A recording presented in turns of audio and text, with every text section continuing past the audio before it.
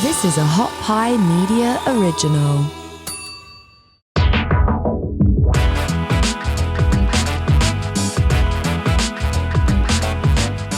Hey guys, how's it going? This is a new intro. I just want to switch it up a little bit, man. That sounds a little bit like Oscar the Grouch. Hey, did it sound like Oscar? That's kind of, I mean, that's what I heard. Hey, it sounded like a kid that was getting picked on. Hey, this is our podcast. Welcome to our podcast. It's DNP-CD Sports. We've had a few drinks, guys. We've had a few drinks. I have had many drinks already. It's only 1 o'clock, but I am shit hammered. 5 o'clock somewhere. Yeah. No, I'm not drunk. I might be high, though. I will say that. When are you not? Yeah, that's a good question. That's to say. That's an oxymoron, of course. The day ends in Y, Chad's probably high.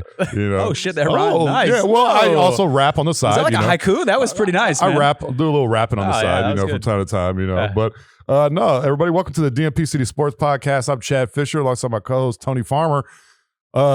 Awesome week, man. We got some big sports games this week, man. I don't know if you remember, Chad, but way back, one of our first episodes, we ranked, our top 5 sports weekends. Oh, yeah. And this was on my top 5 list. I honestly don't remember where it was, 1 through 5. NFL wildcard weekend, man. Yeah. It's a lot of fun.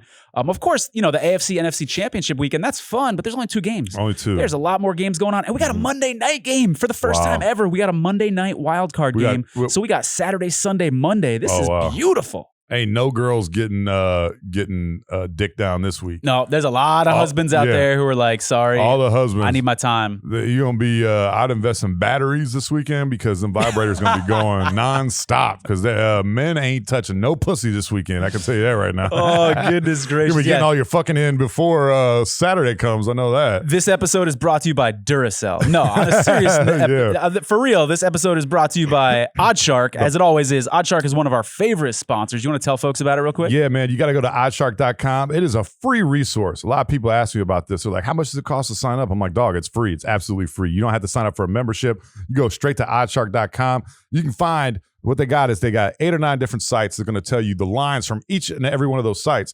And there's a differentiation between all those sites. Not every one of them is the exact same number. Mm-hmm. Where you see a big difference a lot of times is the over-under, the total points and everything like that. Yep. You know what I'm saying? So who's gonna between the 2 teams is score 42 on one site, another site might have it 45. You know what I mean? And so if you whichever way you want to bet, you want to make sure you're going to Oddshark so you get the best number.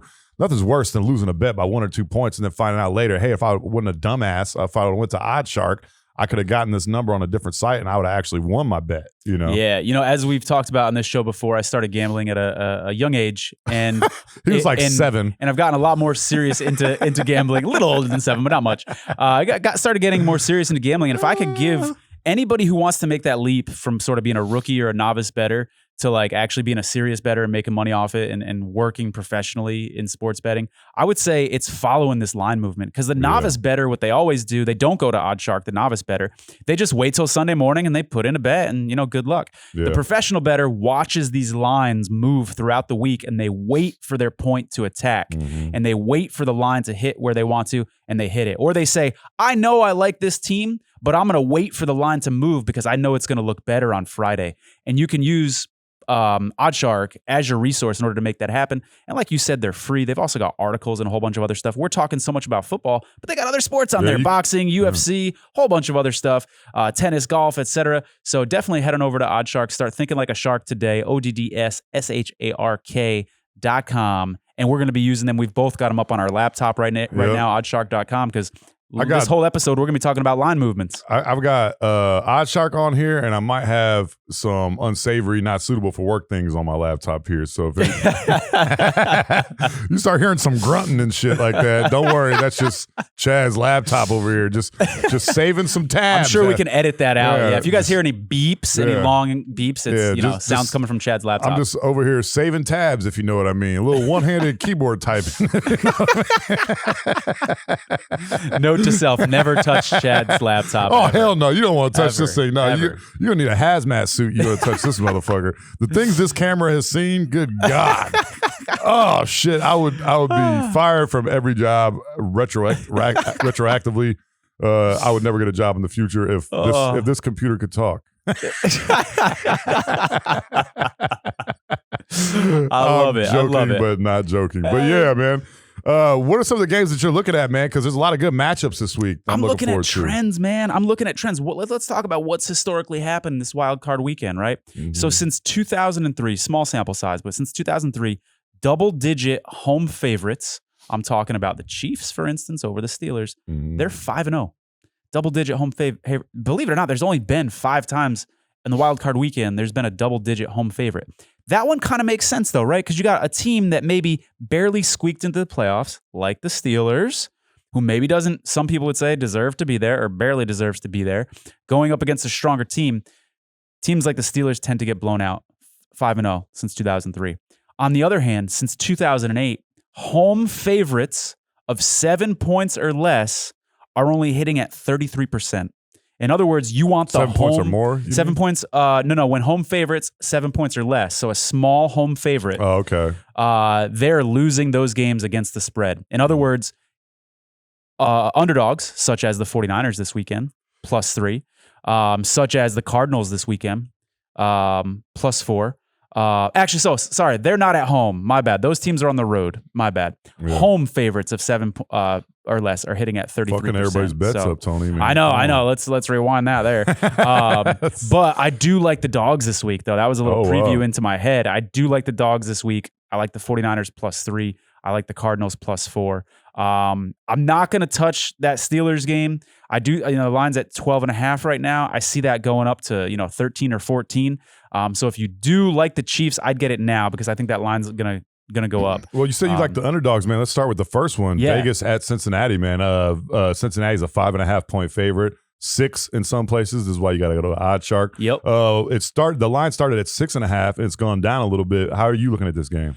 So when I look at this game, I like Cincy to win the game. I do not like Cincy to cover, okay? Mm-hmm. I like Cincy to win the game just from a rest perspective. You got the Raiders are coming off this grueling overtime game where they had to expend all their energy just in order to get into the playoffs. And now what do you got? You got a short turnaround. They got to play the earliest time slot. They're playing on Saturday. Halfway across the country. Travel, great point.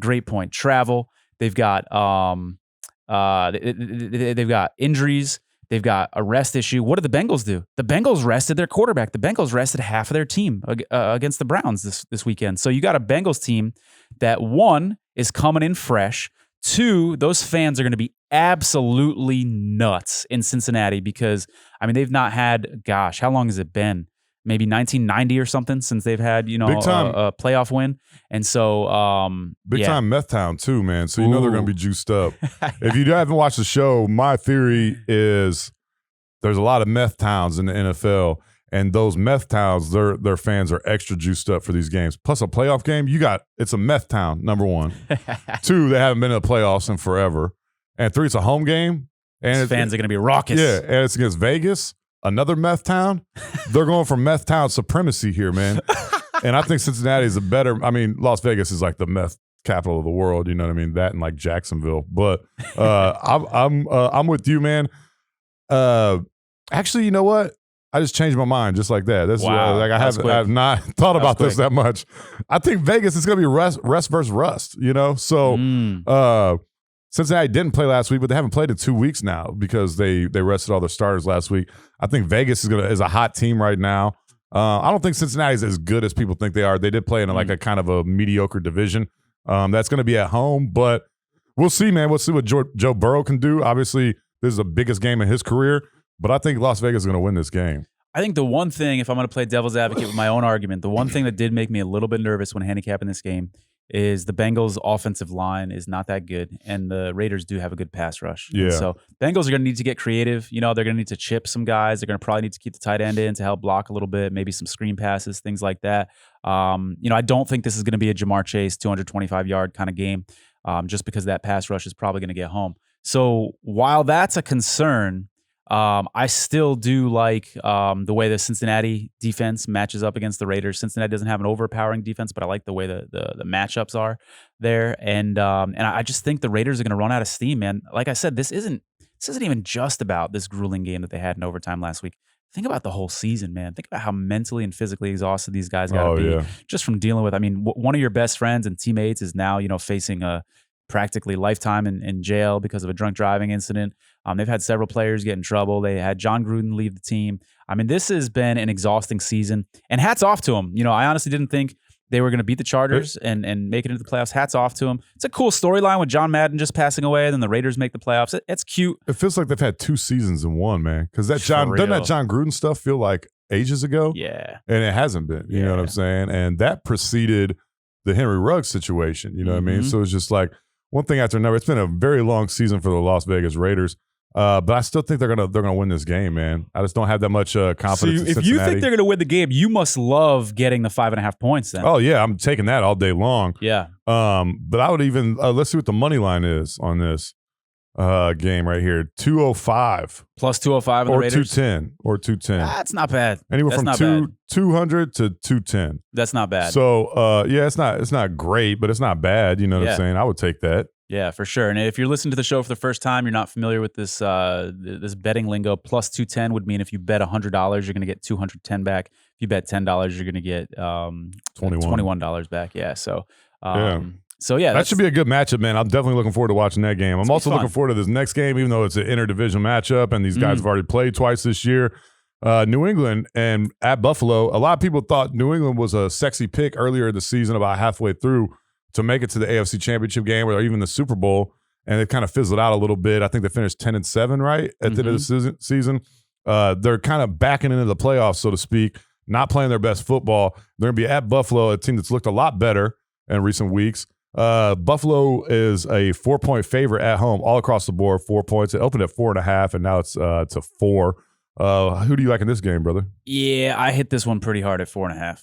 Did you? Yeah. And the reason I like this is simple. It's Bill Belichick facing the same opponent 3 times. I'm going to take the Bills don't have bad coaches, but when you got Bill Belichick seeing the Bills for the 3rd time, a rivalry game, a team that he knows well, I think they're going to do well here. Yeah, it's a cold weather game. Definitely keep an eye on the weather if you're looking at the total in that game. But I don't see the weather impacting one team more than the other. These are 2 cold weather teams. They're used to the climate. Now, you do have Mac Jones. How many times has he played in the snow? That's a little concerning, okay? Josh Allen is 1-3 ATS in his 4 playoff games that he's played. So he's not lighting it up in the playoffs necessarily. I like the Patriots here, plus 4.5. You know what I like more than that, Chad? You can probably predict what I'm about to say. I like it teased up. Oh, yeah. A little 6-point teaser. Oh, Tony teaser over here. I also did the, hell yeah, man. I also teased this up 6 points and got it 10.5. You guys can still tease it up 6 points and get it 10. It's not too late. I think now's the time to move because it might go down to 3.5. And then at that point, you're going to be at 9.5, and 10's a lot better than 9.5. So this is a great, great teaser opportunity. You're going up through 7, which is the 2nd most common number that games land on after 3. Tony the teaser over here. Oh, man. I love, dude. This is a teaser weekend, man. This is a teaser weekend. I don't want to get ahead of myself. We've got other games. That sounds sexy. This is a 3-game teaser and a 4-game teaser weekend. Yeah. I never talk about 4-game teasers, Chad. This week, there's a 4-game teaser I like. 4-way teaser, huh? Yeah. Is that your laptop talking or you? Oh, that was me. That was me. A little teaser. You must like strip clubs, man. A little teasing action, huh? No comment. Who doesn't? But as you said, the over-under there is 43 all across the board. It was 43.5. 43, man. How do you feel about that line there? This to me, it's all going to be about the weather. Yeah. And again, I want to clarify this. Okay, wind is what we're looking at. The biggest one. Not rain, not snow, nope, but wind. Exactly, because people say, "Oh, the rain and the snow." But what happens? The rain and the snow especially, defenders can fall down, and that can lead to an 80-yard pass. That can lead to a crazy kick return, a crazy punt return. It's the wind that affects the way the ball is thrown and the way that kicks are happening, or the affects. I'm not going to kick. I'm going to go for it because of the wind. And so keep an eye on that wind. You can't throw the ball downfield. You can't stretch the defense because of the wind. So you're doing a lot of short intermediary passes and stuff like that. Yep. So yeah, pay attention to that. Obviously, 43. Dude, I would take the over on that if the conditions are right. Because I feel like both those teams can put up 20+ points. I think I'm devil's advocate. when you've got familiarity, when you've got teams that know each other really well, we tend to see lower scoring games because of that familiarity. Yeah, okay. Nobody's going to surprise anybody. Nobody's going to call. shock anybody with, this secret weapon wide receiver that they got or, anything like that. They've seen each other's plays. And so that would worry me in this game. And then our other divisional matchup, the Cardinals and Rams, I think people may be tricked into going over. These are two high scoring teams. But if anything, I would probably lean under, whether cooperating in these games. That's a games. great point, man. That's a great point. Something to consider. Those are the two Saturday games. Let's get to the Sunday games. We got Philadelphia at Tampa Bay. Tampa Bay is an 8.5-point favorite. It opened at 10. Now it's down to 8.5 all across the board. Who do you like in this game? Tease it, baby. Tease it down. Ooh, 6 points. Bring the Bucks down so that the Bucks are -2.5. Now the Bucks just have to win by 3. You get underneath that key number of 3. I say it all the time. 15% chance that a game's going to end by exactly 3 points. It's the most common number. So getting under that 3 is key. Okay. I also like the Bucks in a 10-point teaser. Yeah. So if you're not familiar, yeah, let's get into it. if How you're you like that tease down? You want me to tease that down for you down to 3? Dude, you got to drink before every show, man. This is great.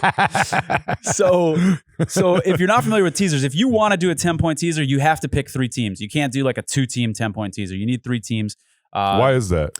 So it's just like the way it's set up, like 6-point teasers, you can do 2, 12-point teasers, you can do 4, and two teams, you can do 6, 6.5, or 7. It's just the way the casinos have it set up. Yeah. I guess it would probably be a little too easy if it was only 2 teams, They're like, if we're going to give you the same payout, you're going to need to add more teams and add more risk, So the 3 teams that I hit for a medium-sized bet, this is more than pizza money, folks, would be the 49ers, +3 getting teased up 10 points. Okay.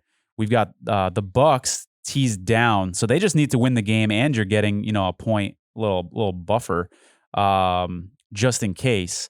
And then the Cardinals teased from +4 up to +14. So as long as the 49ers and Cardinals don't get blown out and the Bucks win the game outright, you're going to win that bet. And I think that's a pretty safe 3-team teaser this week. Yeah, that's smart, man, for sure. Yeah, man, Tampa Bay, Philadelphia. The point spread I don't want to touch, man. 8.5 is a lot. Yeah. I'm still not totally sold on Tampa Bay's receiving core. We have no idea. That's going to be a mash unit. And so I like your idea of teasing that down because I think Tampa Bay's going to win this game. I think it's going to be a little bit tougher than people think. I don't think they're going to cover, though.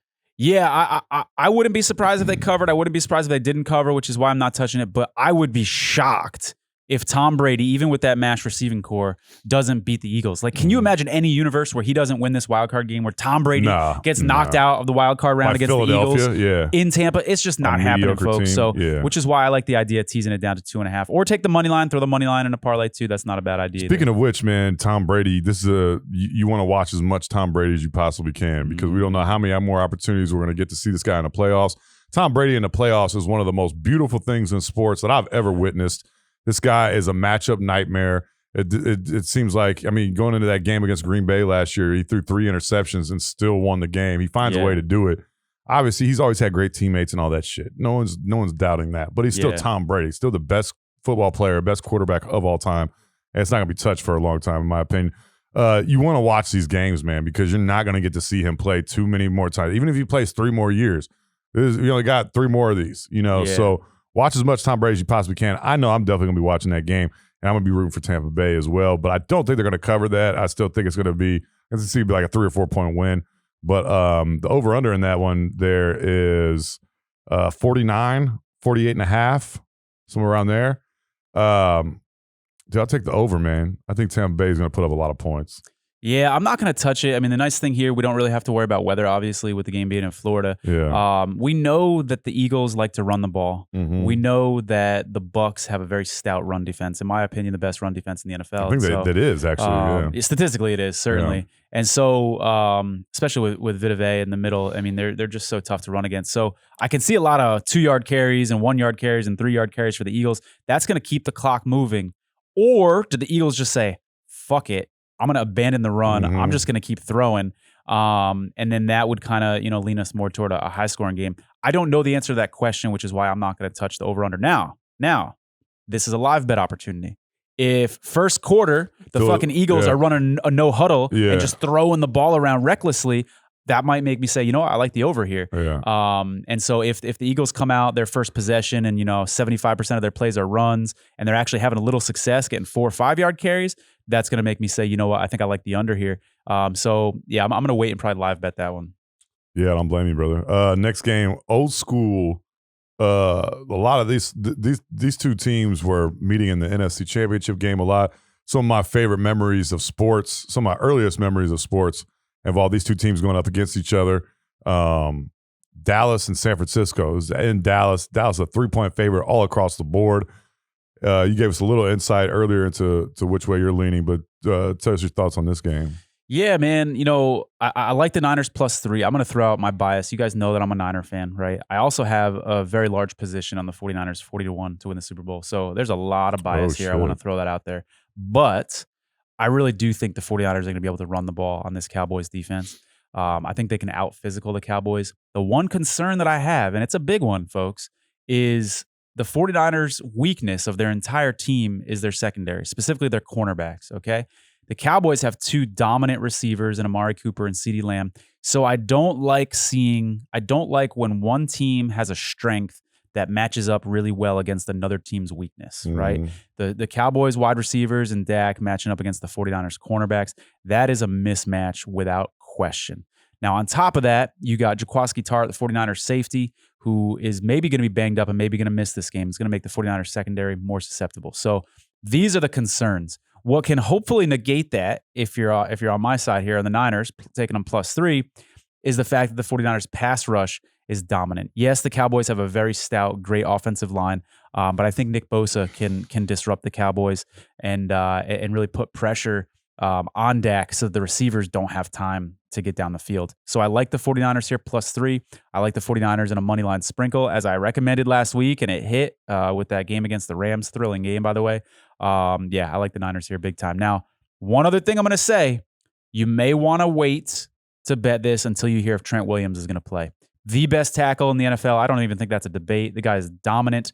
And if he's out and you got the Cowboys with Micah Parsons, they've got great pass rushers, that's concerning if you have some young, inexperienced tackles Tom Compton's experienced, but he's not very good. You got some lackluster, mediocre tackles against those guys in a playoff game. That's concerning. So Trent Williams is in. I say fire away at the Niners +3. Definitely Niners teased up whether Trent Williams is in or not. I was just over here laughing because that was a great explanation. I listened to a little bit of it, but I stopped about when you said Jaquiski Tartt, man. You start daydreaming about that's just desserts a funny and ass shit? name. Yeah, man. It just makes me want to go get some yogurt or some shit. I'll take chocolate and Jaquiski Tartt. That I'll sounds have the good. peach parfait with some strawberries and some Jaquiski Tartt. That sounds good. It sounds like an English treat, like something you put on top of a Danish or some shit. You know what I'm saying? They eat Danishes right over in England. That sounds about right. I don't know. That sounds right. But yeah, that makes me hungry for some dessert. And if he's not playing, I don't even want to watch this game. I'm playing. Dude, I don't know. I can see this game going either way, man, because I'm not super confident in Dallas. And San Francisco seems like they're a little bit hot right now. They had that big epic comeback just last weekend against the Rams, who they seem to own, as you've talked about several times on this show. How badly does Sean McVay hate the 49ers? Oh, he must. Did you see that punk celebrating in the end zone, by the way?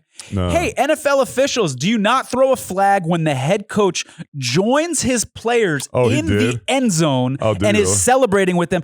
Chad, I'm not talking like one foot was in the end zone and one foot was out. He was in the fucking end zone celebrating with his players. I guess that's okay now in the NFL. Did you miss that? Did you miss the head coach of the team celebrating in the end zone? How would you miss that? That's bullshit. Oh, man. I was so fired up when I saw that. Oh, I bet the 49ers were extremely happy to beat his ass. You know what I'm saying? Especially after Shanahan. That? Oh, I bet Kyle was like, give him a little old Jim Harbaugh, what's your deal type shit afterwards, man. Those guys are tight, though. McVay and Shanahan are tight. Okay. Yeah, for sure. They seem like they would. They both seem like pricks to me. and there's a lot of other coaches on those two staffs that have coached with each other. It's almost incestuous, those two teams, and the way that they've coached with each other. What a jackass. So he was in the that was end zone. unbelievable That's to me. Unreal, so man. it made the victory more sweet for 49er fans, believe me. Doug, after if he starts joining celebrations and they start choreographing shit and he's in it, he's involved, I'm gonna stop watching NFL, man. Dude, That's it was frustrating to see. On a serious note, speaking of the head coaches, though, I think the 49ers have a huge coach mismatch here.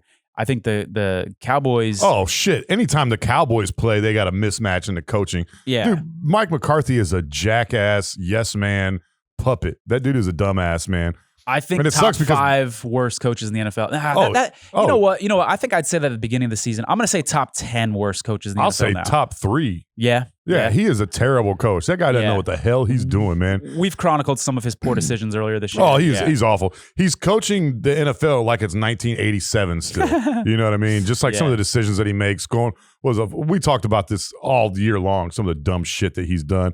And it's some of the things he's lucked out and been okay, and some not so much. Who knows? He can end up costing him a big game, playoff game this weekend. I don't feel confident in the coaching matchup in this if I'm a Dallas fan, and for that reason, I'm going to take San Francisco. I think that San Francisco is going to come in, and I think that they're going to beat Dallas at home. This just isn't. I just have no faith in Mike McCarthy. I root for Dallas because a lot of my friends are Dallas fans. You're a 49er fan, so I root for them as well. But I just don't trust Mike McCarthy, man, as far as I can throw that. Yeah, that little I agree. And you know what? It's cinnamon. not even just a head coaching mismatch. I'd say it's a coaching staff mismatch. The 49ers got a guy in their defensive line. Most casual fans probably haven't heard of him. Chris Kasarik. He's probably the best defensive line coach in the league.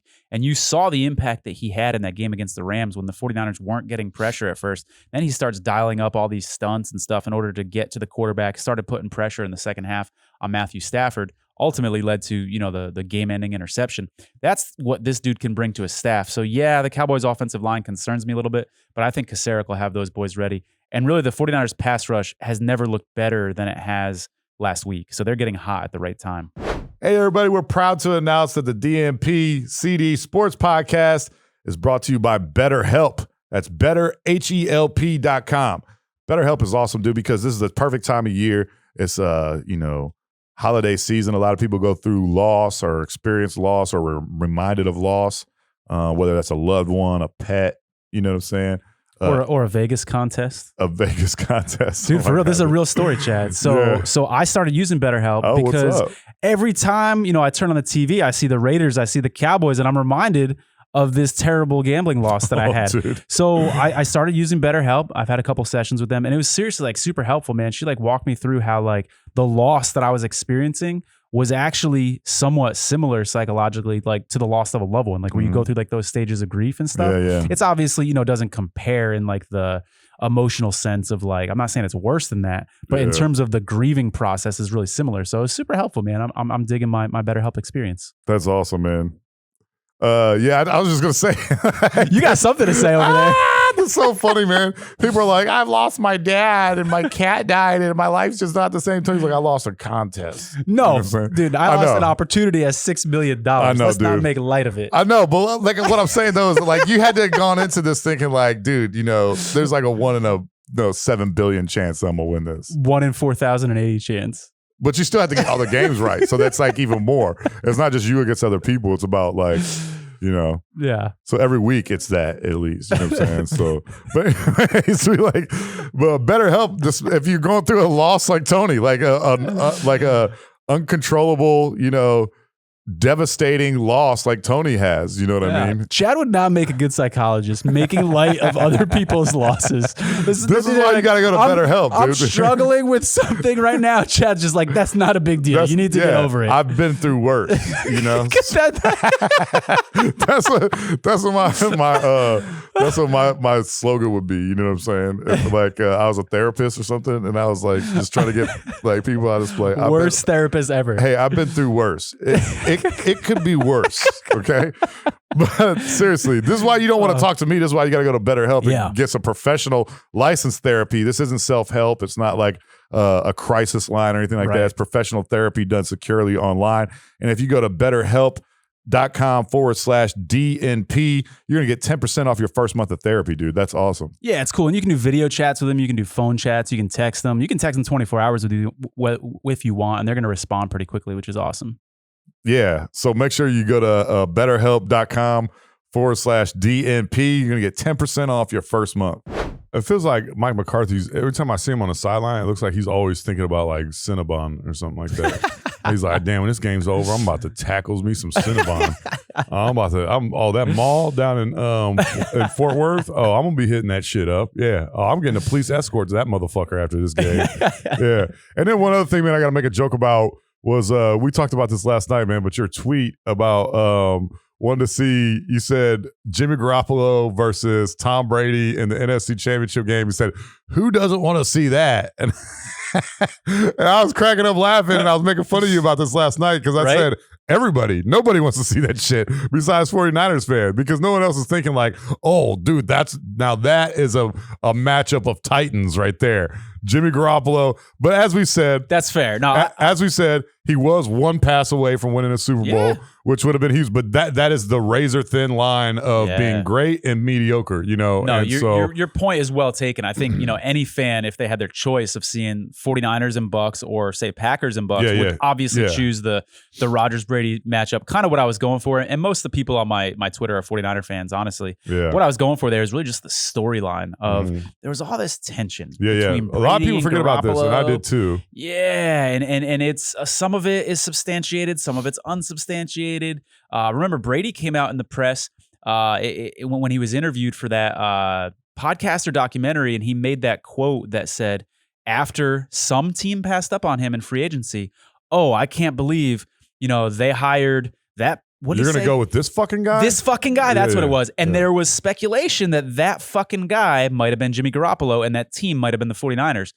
Don't know for sure, but there's some hard speculation that it was. So kind of what I was going for there is that I think the storylines of Garoppolo versus Brady will be a lot of fun. The sports writer in me thinks about, the media leading up to the game and what's going to like build the most intrigue. Obviously, Brady Rodgers, tops that. But the Garoppolo-Brady storyline would be pretty fresh for sure. I don't think that Brady would have done as well in San Francisco, man, just because I don't think that him and Shanahan would have coexisted well. I think Shanahan would have been fired probably after a season because I don't think they would have gotten along too well. Obviously, Shanahan is he likes to think of himself. A lot of people will say that he's like a genius type guy and everything like that. But we're talking about Tom Brady, the best quarterback of all time.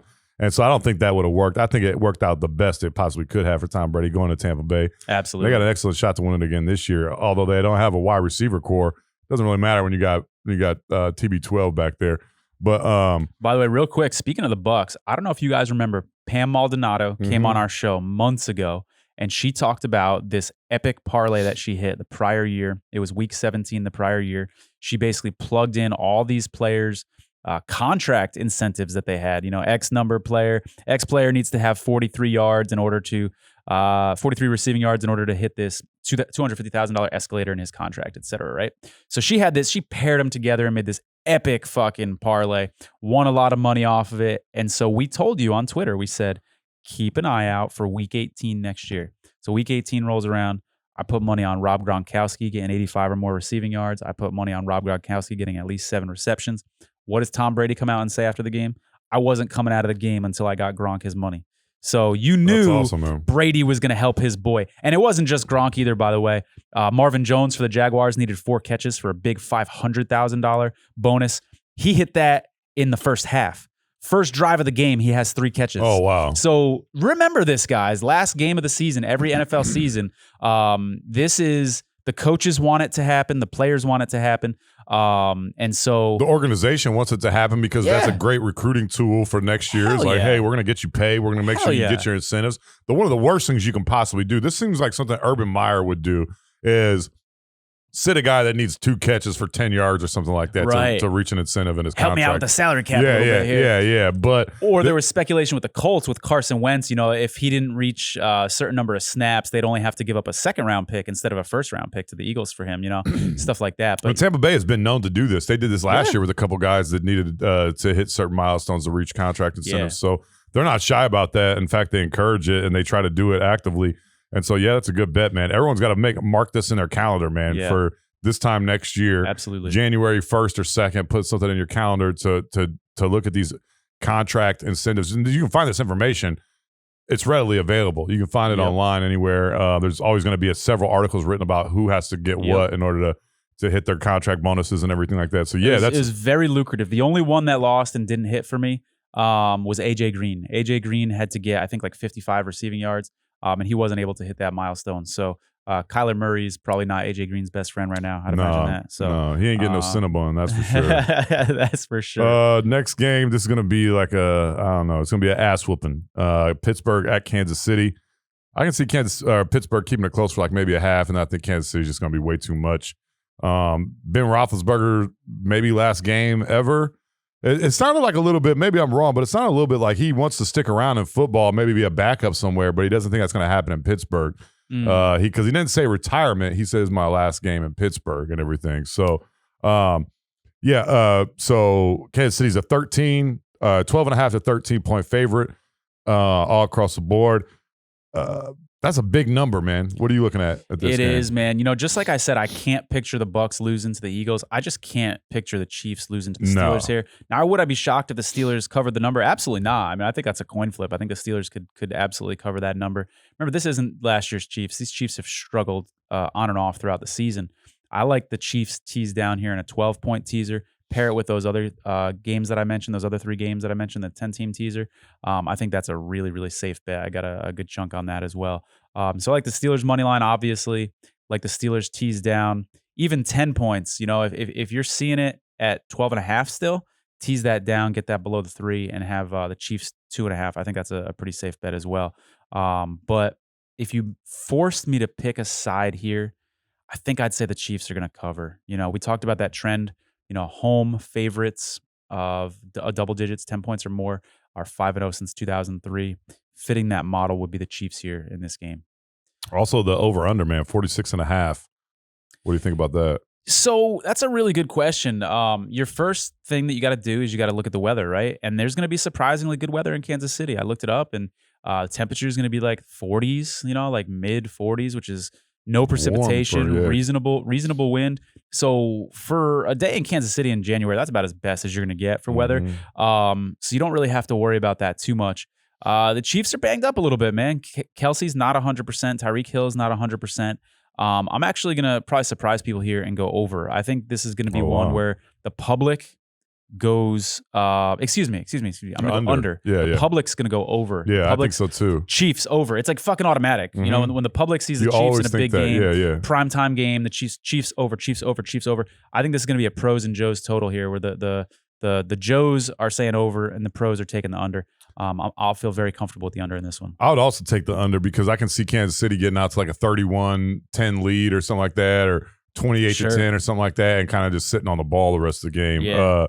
I don't know that Pittsburgh's going to be able to hold up their end of the bargain and score 23 points in this game, you know. So putting that all on Kansas City to score basically like 40 or more points, I mean, it's definitely plausible, but I don't think it's going to happen. I would take the under on this one as well. You know what's interesting about Ben this year too? He's struggled early in games, and then he seems to like warm up and get better as the game goes on. I don't know if that's is that his old bones? He's our age, man. It takes me a while to warm up too. You know, for real, dude. I don't know if that's old bones, or it might just be a product of missing practice during the week because you have old bones, and so you just it's like a relief pitcher coming in. You know what I mean? Sometimes it takes them a while. They get knocked around and they settle down and throw 2 or 3 scoreless innings. It's like, oh, dude, just need to get warmed up. So I say that to say, I might look at a Kansas City first half line here, or even a Kansas City first quarter line, because I can see them jumping out to an early start in this one for sure. I can't picture the Steelers like jumping out to a 10 or 13-point lead. I just can't fucking wrap my head around that scenario. So, Kansas City first half is pretty sweet too. Doug, I don't blame Big Ben though, man. It takes me a while to get warmed up too. You know, when me and my girl in bed, I'm trying to get some tang. Take me about 10 minutes, 12 minutes to, you know, get the juices flowing, start, you know, getting that little putting some hip into it and shit. We're learning so much about you today, Dude, Chad. I am an open book today, man. You know what I'm saying? Whiskey tends to do that to you, if you know what I mean. I don't see Pittsburgh.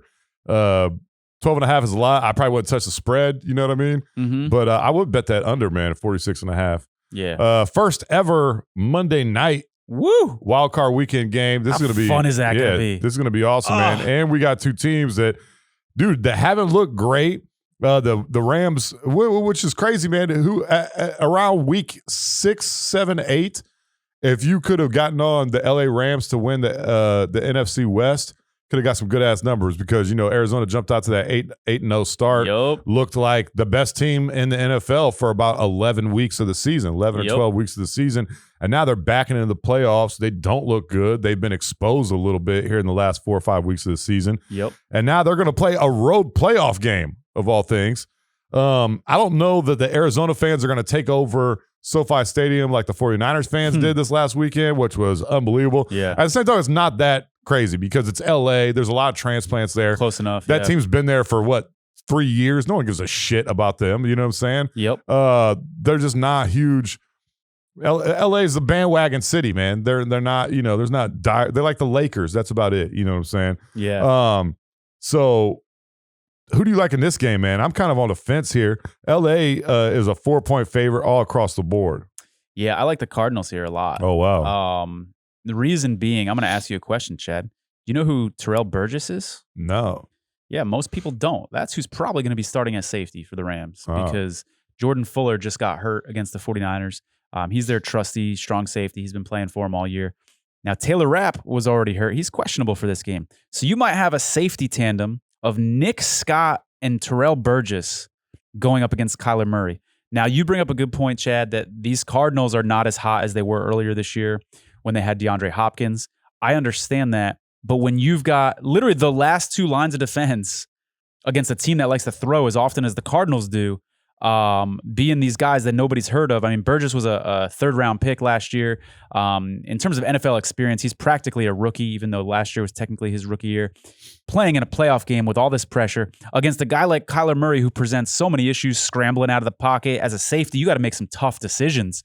Do I try to meet him at the line of scrimmage or do I stay back and defend my guy? So I think that Kyler Murray is going to be able to put these young, inexperienced guys in some pretty tough positions. I also sense, and maybe this isn't fair of me, this is just my intuition telling me this with very little proof and evidence to back it up. I think there's a little bit of turmoil in the Rams locker room. I think that they brought in Von Miller, they brought in OBJ, they got these big personalities.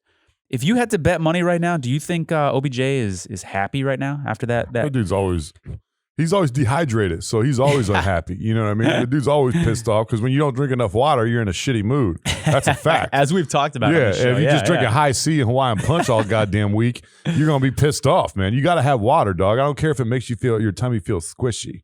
The Rams are going into this game. That was one of the most ridiculous stories we've talked about on this show. By the way, him saying the water makes his tummy feel squishy. Her stomach feels squishy. Dog, that's the dumbest shit I've ever heard. I think he did say tummy actually. I'm joking. He didn't say tummy, but he might as well have. You know what I mean? He should have been like, dude, that's like something I expect my son to say. You know what I'm saying? Like, right? I don't like water. Make my tummy feel squishy, daddy. Like, dude, you're a grown ass man and you don't drink water. What the hell's wrong with you? So ridiculous. Like, has he ever spoken to like a personal trainer, a nutritionist, or just a fucking actual human being? A human? Anybody? Yeah, dude. Anybody? What the hell is wrong with you? Yeah. I don't like water. Dog, how the hell did he make it this far not drinking water? Great. Imagine how good he'd be if he did drink water. Oh, dude, he'd probably be Jerry Rice. Jerry Rice 2.0, man. Can't believe it. Someone got to get him some water, dog. Whew. But yeah, I don't think he's happy. I agree with you, man. Getting all those big personalities in there. Although Von Miller obviously isn't on the same level as OBJ and everything like that, and getting attention and everything. One thing I like is OBJ. This dude, like, I feel like he likes celebrating more than he likes winning. For real. It seems like it's when he was with the Browns too. Anytime he would score a touchdown, which was very few and far between, but when he would score a touchdown, say he catches a pass and he gets tackled in the end zone or something like that, this guy was like, you could have had like Yokozuna or something like that sitting on his chest, and he's going to get him off of you. He's going to get him off of him so that he could do his celebration, some little dumbass dance. And then it'll always be like, you're like, okay, well, this is at least going to be cool. And it'd be some dumbass celebration. You're like, dog, this is what you were so excited to get up off the ground for, to do this dumb shit. And he just goes way too far, man. Dude, score a touchdown and just walk back to the sideline once. Yep. You know what I mean? He's like the Steph Curry of fucking NFL, man. Steph Curry, that dude acts like he cured cancer every time he fucking hits a 3-pointer. Like, Jesus Christ, dude, we get it. You're super impressed with yourself. We're gonna get fact checked on this. Steph Curry did not cure cancer, Chad. He did not. They're gonna fact check us, ban us, etc. Despite popular belief of how you would. If you showed someone like his reaction after he hits a 3, you're like, oh well, yeah, he just cured AIDS or something, right? They're like, no, he just hit a 3. and they're still down 7. He's like, oh, okay. Well, yeah, you could have fooled me. Yeah. It's, speaking of celebrations, I'll go on a little tangent here for a second. It's interesting to me that the NFL has this emphasis on taunting, right? Yeah. You can't taunt, right? So we saw earlier this year, remember the hip check game with Cassius Marsh supposedly taunted the sideline. Literally all he did was look at the sideline. Tony Corrente throws the flag, right? So that's not taunting. Excuse me, that is taunting. That's deserving of a flag that can totally change the game. But I'll say it again, a head coach can celebrate in the end zone. You can score an interception and group celebration photo with players from the sidelines. The entire defensive unit, even the guys on special teams, can run onto the field. How is that not taunting? Yeah, dude. How is that not taunting? Just because it's not like in their face, it's not directed at them? I don't understand. Dude, the NFL's going to eventually have like a clock. You get like 30 seconds to celebrate and stuff like that. They're like, okay, let's see your routine. Let's get it. And if it's like a good choreographed dance routine, you get like an extra point. You don't even have to kick the extra point. You're just like, okay, that was good. We give them 5s across the board. Yeah, that was great. Yeah, dude, I don't understand how the entire half of the team is allowed to run out on the field and take some picture that no one's even taking a picture of. It's so you know dumb. What I'm saying? It's the so dumbest shit I've ever seen. It's so lame. A guy that doesn't even have grass stains on his jersey running out on the field like he actually had something to do with it, dude. It's like, you didn't do shit. You're on the practice squad last week, dog. Yeah. The reason why you're on the team is because of COVID, jackass. Yeah. I don't really want to touch this game, man. These two teams, I don't have any confidence in either of these teams. I guess a gun to my head, I had to pick. I'll go with the Rams just because they're at home, you know, but I'm not confident in Matthew Stafford. I'm not confident in Sean McVay. I think he's an overrated coach. At 4 points is a lot. I would actually, I would take Arizona if I had to. Because if you're getting 4, yeah, man, I would take that. I agree. I like Arizona money line and a little sprinkle and a parlay. I like Arizona +4 a lot, and I really like Arizona teased up to +10 and a 6-point teaser. Love them teased up in a 10-point teaser to +14, as I mentioned earlier. As well. Yeah. Earlier this year, these two teams have played. Sorry, Chad. These two teams have played, and the Cardinals beat the Rams 37-20 week 4, and then week 14, the Rams got some revenge in Arizona and won 30-23. In both of those games, Matthew Stafford was the leading passer. He threw for 280 yards the first time and then 287. So he's playing well against the Cardinals, but he's also not like lighting it up either. So something to keep in mind. And the over-under is 49.5 or 50 there. I would take the over with that. I think both these teams, it's going to be back and forth for a little bit, but I don't expect too much from these. I mean, you never know in the NFL playoffs. The team can get hot. It's about matchups and everything like that, but I don't anticipate either of these two teams making a deep run.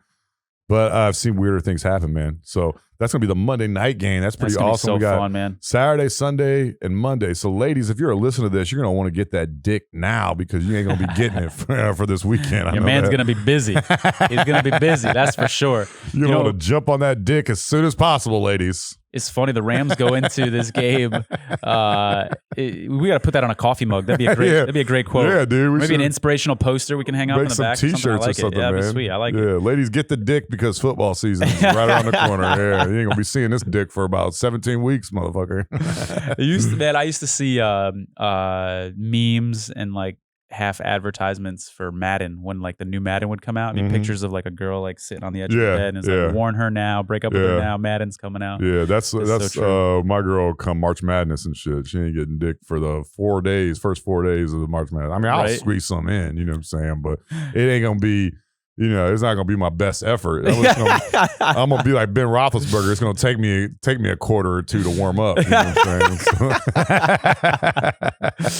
You have to grease the wheels a little bit, baby. You know what I'm saying? I love it. Hey, speaking of John Madden, man, we haven't talked about his passing on this show. Yeah, man. dude. You talked earlier about how we really need to soak up Tom Brady. You know, when I watched that documentary a couple days before John Madden passed, as a lot of people did on Christmas Day, it kind of just made me like reminisce about the 90s. And you kind of take that for granted. Summerall's voice, Madden's voice, that was really a big part of my childhood.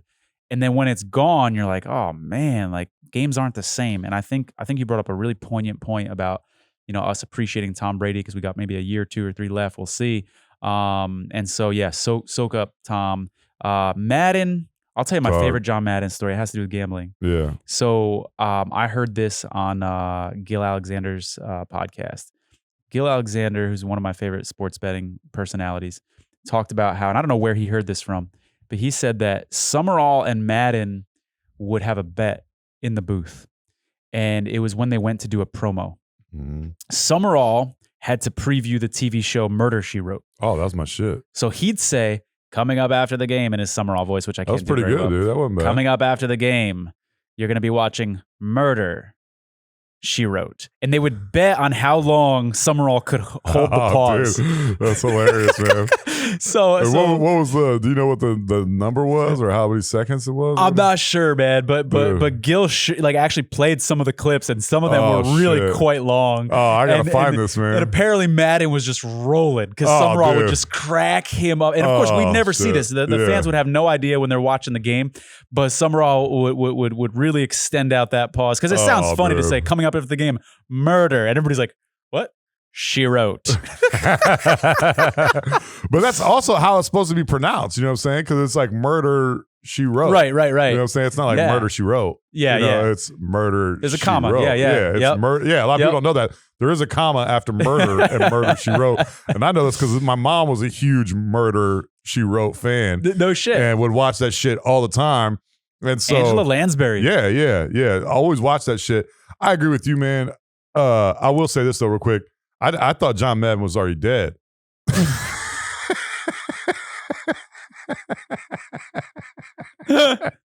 Dog, I did. You thought that documentary was like a tribute to his life? Dog, I thought he was dead until after the Michigan-Ohio State game. How did you think he died?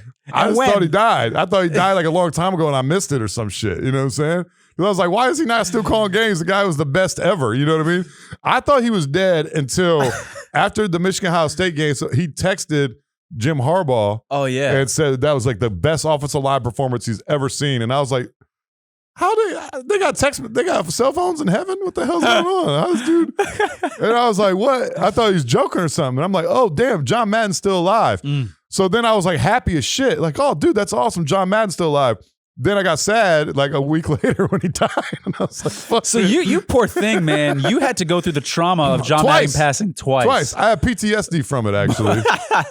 Much like many of the writers from the Boston Globe for events that I never attended or people I ever met. I have PTSD from John Madden dying twice. This motherfucker will not die. Wow. So I'm assuming that he is actually dead this time. I think this time, yeah, unfortunately. Well, apologies to the Madden family if any of them are watching. None of them are, but so anyways, I thought he was already dead, so it wasn't that big of a shock to me. Well, I thought he was alive, so then he was alive for me. To me, he was alive for another 2 weeks after I thought he was dead for like 10 years, and then so I was like happy as fuck that he was alive.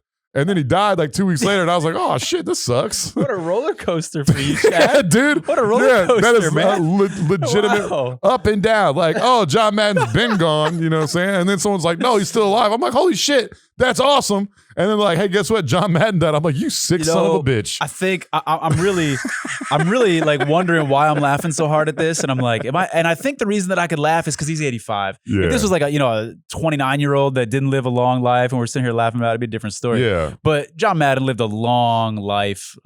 He lived a happy life. I love the stories about I think he would laugh at that too, man. I that think guy so was too. funny as oh, hell. Hell yeah. He was. a hilarious I will guy. say this, man. He's my by far number one favorite NFL announcer of all time. Yep. Agreed. Him, and then a very distant second place is actually Chris Spielman, a guy that went to Ohio State. I love Chris Spielman, dude. That guy is. You like him despite his Ohio State despite ties. the fact that he went to Ohio State, and that's crazy for a Michigan guy, a Michigan man, to say he won you over. That Chris Spielman is my favorite announcer. I used to love when he called Michigan games, man. He was he's one of my favorite people in sports. Wow. He went to the same high school as my grandfather, Massillon High, in Massillon, Ohio. Big time football school. They had a documentary about it.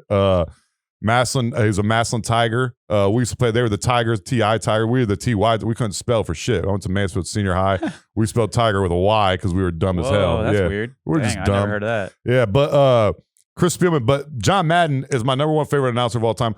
Him and Bill Walton, I said this on our Twitter, him and Bill Walton, the two best and funniest announcers of all time, in my opinion. He was unique. There's just a lot of people. He started using the telestrator before people did. He started using the bam, whack, the sound effects and stuff.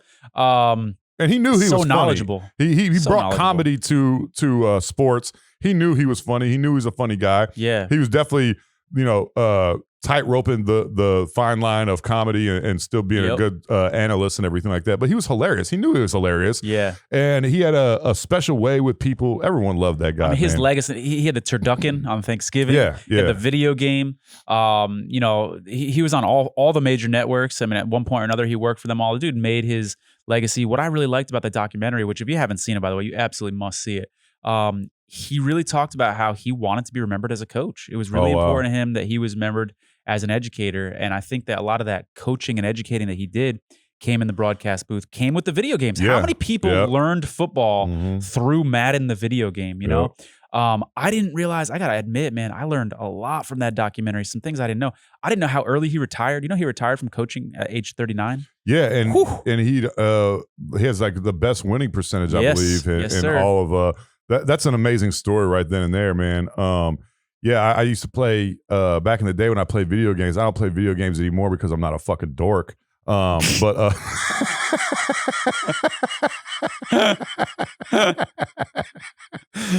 I'm an adult. I don't play video games anymore because I get pussy. No. I don't play video games anymore because I don't pay for pussy, anymore. But he says anymore. There's a time, there's a time in my life, some dark times and when I had a lot more money than, if you know what I'm saying. But I don't play games, video games because I turned 13. But when I used to play video games when I was a kid, man, those were the games I used to always play was John Madden. I remember that shit all the time. I had my PA pass. I remember that. All the plays on there. That was like one of my favorite games, man. For me, it was Super Tecmo before Madden, and then obviously the Madden franchise were just incredible. Yeah. I mean, the franchise mode in Madden. I mean, I've spent.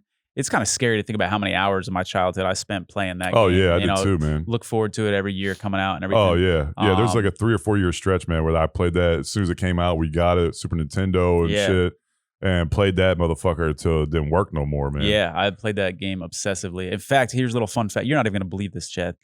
Madden's competitor, ESPN and Sega, came out with NFL 2K. I swear to God, I'm in NFL 2K4. Well, how? Yeah, that's a good question.